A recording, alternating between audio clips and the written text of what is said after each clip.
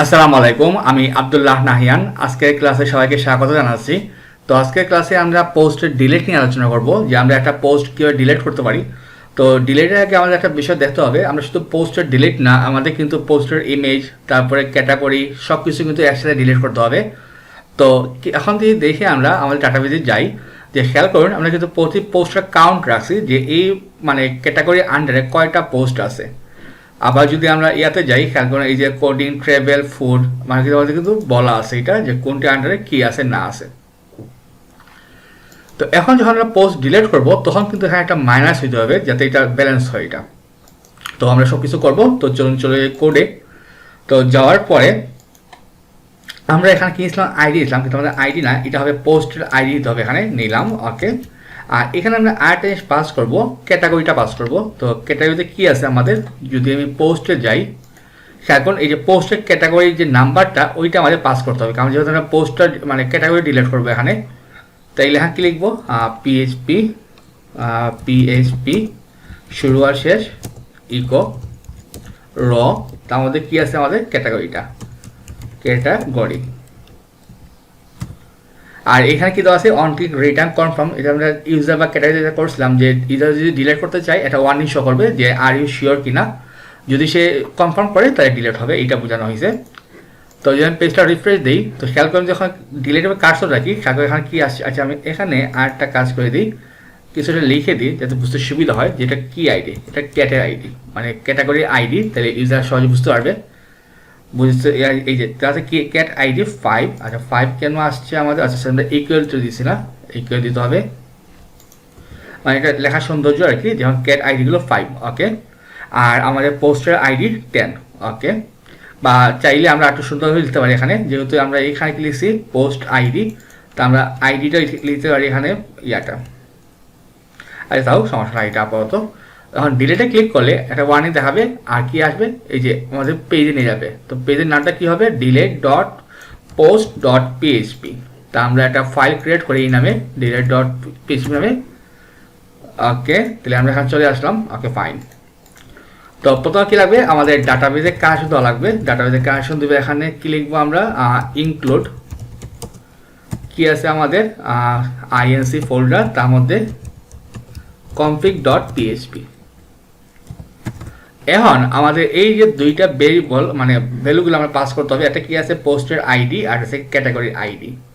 তাইলে আমরা get method দিয়ে নিয়ে আসবো। আমি পোস্ট আইডি নামে একটা ভেরিয়েবল নিতে পারি, কি লিখলাম $_get, তার মধ্যে কি পাস হবে আমাদের আইডি।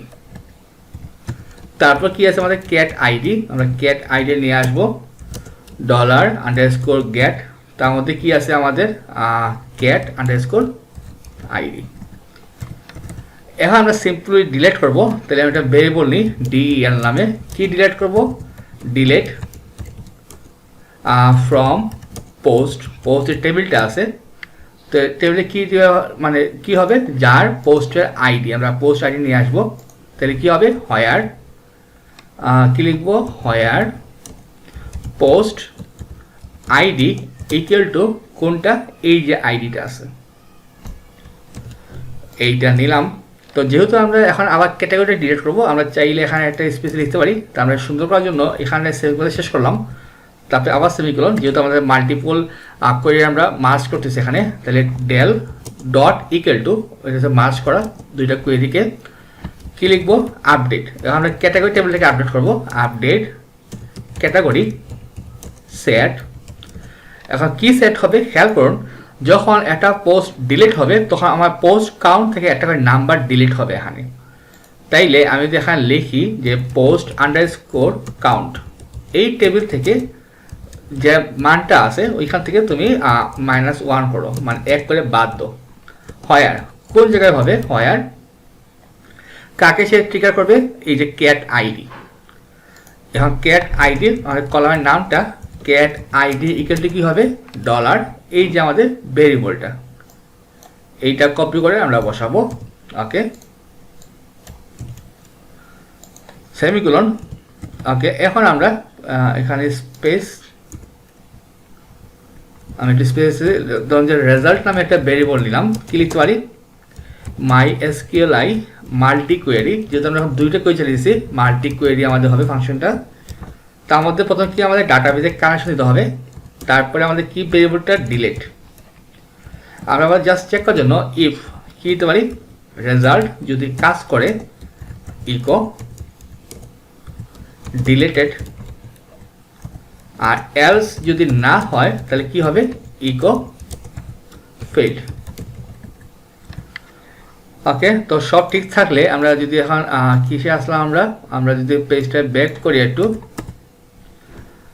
পোস্টে গেলাম, আমরা এইটা ডিলিট করতে পারি। এটা আছে কোডিং, কোডিংয়ে এখন যদি আমরা যাই কোডিং ক্যাটাগরিতে, কোডিং আছে আমাদের 1 দেওয়া আছে, যেহেতু একটাই পোস্ট আছে আমাদের। ডিলেটে ক্লিক করলাম, ওকে deleted.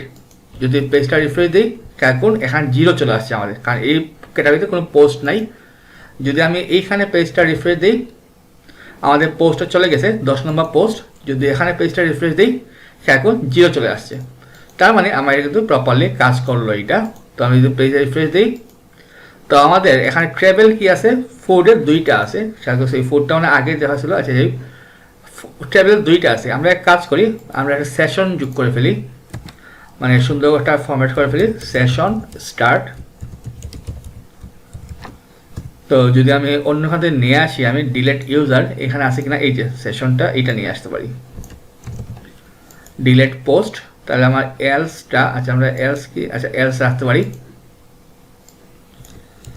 Session user post delete, delete থাকলো, পোস্ট ডিলেটেড সাকসেসফুলি। লোকেশন কি হবে আমাদের, পোস্ট ডট পিএইচপিতে, এই যে আমাদের ফাইলটা। তো পোস্টে যাওয়ার পরে আমরা এখানে সেশনটা দিয়ে দিব, আমরা কোথায়, এই যে এইখানটা কপি করতে পারি। যদি পোস্ট ডিলেট কিনা দিচ্ছিলাম আমরা, পোস্ট ডিলেট যদি সেট হয় তাহলে এখানে সে ইকো করবে, তারপর এটা আনসেট করে ফেলবে, ডিলেট ডিলেট। পেজটা রিফ্রেশ দিই, তো আমি ট্রেভেল দিয়ে ডিলেট করতে চাই, আর ট্রেভেল আমরা দেখা যাচ্ছে কি আছে আমাদের, ট্রেভেল 2টা আছে আমাদের, এখন পোস্ট কাউন্ট 2টা। ওকে, ওকেতে ক্লিক করলাম, পোস্ট ডিলেটেড সাকসেসফুলি। ওকে, এখানে যাই,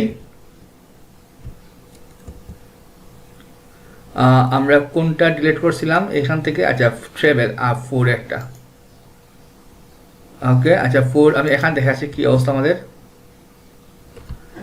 আমাদের কি এটা ক্যাটাগরিকে সে ডিলিট করছে এখানে, পোস্ট ডিলিট আনসেট। আচ্ছা আমি এক কাজ করি, ট্রেভেলটা, আচ্ছা ফুডে কি অবস্থা আমাদের, ফুডে আছে 2টা, ট্রেভেলে আছে একটা। আমি ট্রেভেলটা বাদ দিয়ে দেখি কি অবস্থা হয়। পেজটা রিফ্রেশ দিলাম, ওকে 0। আচ্ছা আমরা যখন আগে ম্যানুয়ালি বসেছিলাম ওইটা মানে আগে বেশি ছিল, এই জন্য এখন কিন্তু ট্রেভেল 0 হয়ে গেছে আমাদের। এখন ডাটাবেজের ট্রেভেল 0 আসতেছে, এখানে পোস্ট ডিলিট হয়ে গেছে। ওকে, আমি যদি এখন ফুডটাও ডিলিট করে দিয়ে দিই, তাহলে আমাদের কোনো পোস্ট আর রইল না। পেজটা রিফ্রেশ দিই, এখন 1 চলে আসছে, মানে এটা মানে আগে ছিল আমাদের ম্যানুয়াল এন্ট্রি, এই জন্য এটা আসছে আর কি। যাই হোক, আমরা যখন সার্ভার আপ করবো তখন তো আমরা ফুল ডাটাবেসটা মানে রিসেট করে দিয়ে দিব, তখন এই সমস্যাটা হবে না। তাইলে আমাদের কিন্তু পোস্ট ডিলিটটা হয়ে গেল, কিন্তু আমাদের একটা কাজ বাকি রয়ে গেছে। আমি একটা পোস্ট অ্যাড করে ফেলি, তাইলে একটা বুঝতে পারবো। ধরুন একটা পোস্ট নিলাম, PHP MySQL কিতওয়ারি lorem ipsum dummy text, তারপরে ব্রাউজার ক্লিক করলাম, ধরুন একটা ছবি আপ করি, ধরুন আমি এই ছবিটা কি আপ হবে কি না জানি ফোল্ডে দিই। ওকে, আপ হয়ে গেছে, আপ সাকসেসফুলি। ওকে, এখানে পেজটা রিফ্রেশ দিই, ওকে আমাদের ছবি সহ চলে আসছে, ট্রু আসছে। আমরা কি দিয়েছিলাম, আমরা এটা আমাদের কোন ক্যাটাগরি আন্ডার ফুডে, ফুড। আচ্ছা আমি ফুডটা 1 দিয়ে দিই, কারণ যেহেতু আমরা এখন রিসেট করি নেই, আর আমরা তো ব্লগে কিছু নাই, এটা 0 রাখি।